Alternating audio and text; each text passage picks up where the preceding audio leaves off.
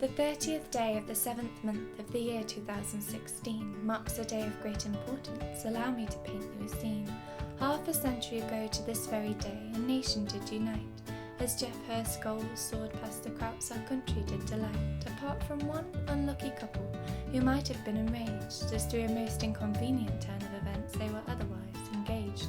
But despite the catastrophic timing, how could they be antagonized? A screaming crimson ball of joy danced into their lucky lives. A darling daughter brought to life, how could they be glum?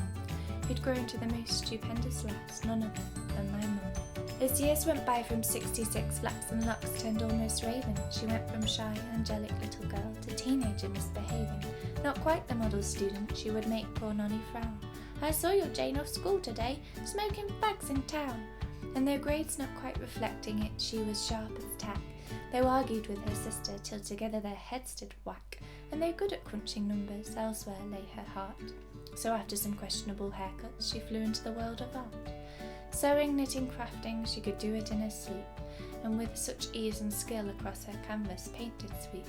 She cared for the world, of morals strong, she swapped her steaks for tofu, packed up her paints and hit the road. For Liverpool she'd go to, where she'd meet a tall and orange man, and no doubt make his life, when continents failed to keep them apart, and she became his wife. And so along came two daughters with flaming orange hair.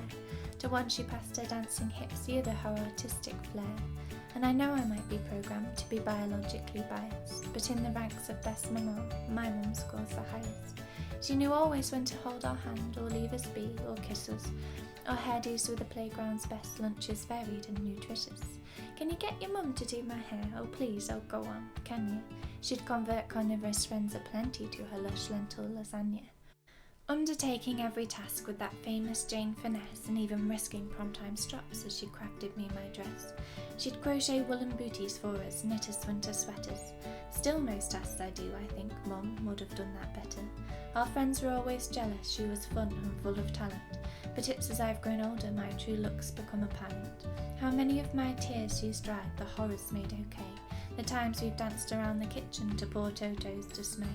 The thoughtfulness in every task, the lovely words she's uttered, and the patience of a total saint to deal with us three nutters. The optimist to shush our doubts, our gloom and doom reformed, an anchor to our swinging moods, the calm amidst our storm. And though I won't pretend to have loved the hours spent photographing fungus, I strive to learn to see like Mum the beauty that's among us. And now she enters decade 6, luck not always on her side. With aching back and illness cruel, she's fought against the tide, and done so with such selfless grace, strength that'll take her far. And there never was a woman who was more loved than my ma. With times ahead exciting, a brand new house awaiting, a kitchen of her own design, a studio to paint in.